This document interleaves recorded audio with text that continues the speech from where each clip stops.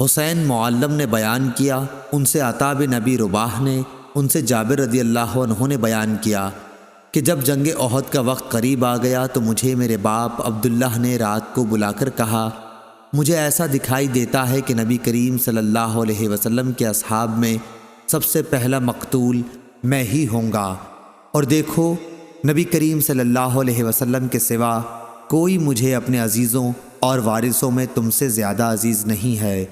میں مقروض ہوں، اس لیے تم میرا قرض ادا کر دینا اور اپنی 9 بہنوں سے اچھا سلوک کرنا۔ چنانچہ صبح ہوئی تو سب سے پہلے میرے والد ہی شہید ہوئے۔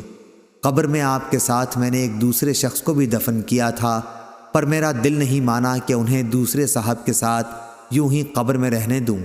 چنانچہ 6 مہینے کے بعد میں نے ان کی لاش کو قبر سے نکالا، دیکھا تو صرف کان تھوڑا سا گلنے کے سوا باقی سارا جسم اسی طرح تھا جیسے دفن کیا گیا تھا۔